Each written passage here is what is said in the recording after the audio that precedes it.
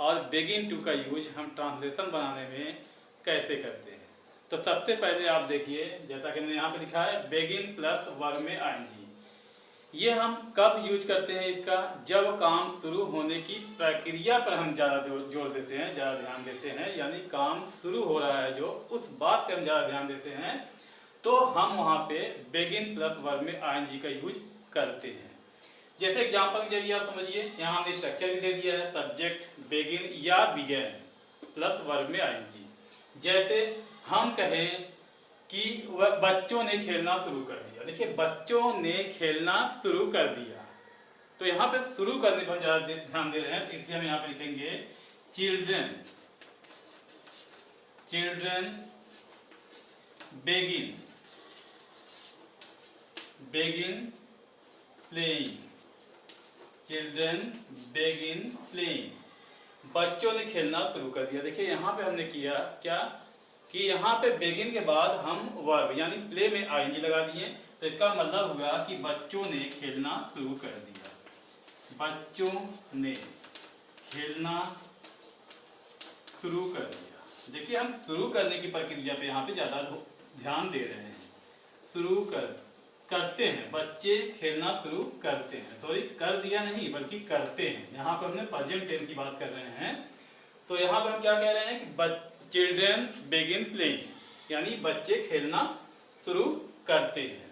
और यहाँ शुरू करने की प्रक्रिया पे ज़्यादा हम ध्यान दे रहे हैं। लेकिन एक बात का और आपको यहाँ पे ध्यान देना है कि बेगिनिंग अगर कंटीन्यूअस टेंस में है तो वहाँ बेगिनिंग लगा के वर्ब में आईएनजी हम तब नहीं लगा सकते हैं। वहाँ के लिए हम बेगिनिंग नहीं बल्कि बेगिन टू का यूज करेंगे अगर कंटीन्यूअस टेंस में रहा तो। जैसे बच्चे खेलना शुरू कर रहे हैं, तो वहाँ पर आप ये मत कहिएगा कि चिल्ड्रन बेगिनिंग प्लेइंग, यहाँ ऐसा सेंटेंस गलत हो जाएगा। तो आपको कहना ये है चिल्ड्रन बेगिन प्लेइंग, बच्चे खेलना शुरू करते हैं। या बच्चों ने खेलना शुरू कर दिया तो आप बेगिन को बिगेन कर देंगे। अब आगे हम बताने जा रहे हैं बेगिन टू का यूज। अब हम बताने जा रहे हैं कि बेगिन टू यानी बेगिन प्लस वर्ब में आईएनजी का इस्तेमाल कैसे होगा, ये जैसा कि हमने अभी देखा। अब आप देखते हैं बेगिन टू का यूज कैसे करते हैं। देखिए, जब कोई हम काम शुरू करते हैं या कोई काम करने लगते हैं तो हम बेगिन टू का यूज करते हैं। लेकिन जब कोई बदलाव या नई स्थिति की शुरू होने की बात हो, कोई शुरू होने की प्रक्रिया पर ध्यान देते हैं, तब तो वर्ब प्लस आईएनजी करते हैं। लेकिन जब कोई बदलाव या नई स्थिति शुरू होने की बात होती है तो वहाँ पे हम बेगिन टू का यूज करते हैं। जैसे देखिए, यहाँ पे मैंने एग्जांपल भी दिया है, जब कोई बदलाव या नई स्थिति शुरू होने की बात होती है। इसका स्ट्रक्चर क्या है, सब्जेक्ट है, बेगिन टू है या बिगेन टू, वर्ब होगा। तो इसका एग्जांपल देख लीजिए, वह यहाँ आने लगा, वह यहाँ आने लगा, वह पढ़ने लगा, मुझे अंग्रेजी समझ में आने लगी। I begin to understand, I begin to understand English, मुझे अंग्रेजी समझ में आने लगी है। देखिए, मुझ में क्या बदलाव हुआ, पहले मुझे अंग्रेजी समझ में नहीं आती थी, लेकिन अब मुझे समझ में आने लगी। मुझे अंग्रेजी समझ में आने लगी, समझ में आने लगी।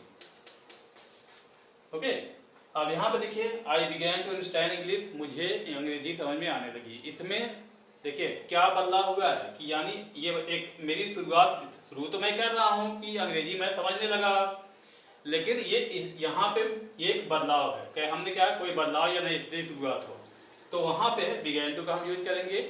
उसके बाद एग्जांपल और देखिए, जैसे I began to feel tired, I begin to feel tired, मुझे थकान महसूस होने लगती है। I begin to feel tired, मुझे थकान महसूस होने लगती है। देखिए, मुझे थकान महसूस होने लगती है, तो यहाँ पे क्या है, अब स्थिति यहाँ पे क्या बदल रही है कि मुझे अब मैं अब थकने लगता हूँ, मुझे थकान शुरू हो जाता है। तो यहाँ कोई बदलाव या स्थिति, दोनों में फिर एक बार फर्क समझिए। वहाँ बिगिन टू प्लस वर्ब में आईएनजी जो होता है, वहाँ हम कार्य शुरू करने की प्रक्रिया पर ज़्यादा ध्यान देते हैं, और यहाँ पे हम बदलाव या नई स्थिति को ध्यान में देते हैं। वहाँ पे क्या शुरू करते हैं, यहाँ पे हम लगते हैं। तो इस तरीके से उम्मीद करते हैं कि ये बात आपको समझ में आई होगी। आगे हम फिर मिलते हैं एक नए टॉपिक के लिए, तब तक के लिए हैव ए नाइस डे।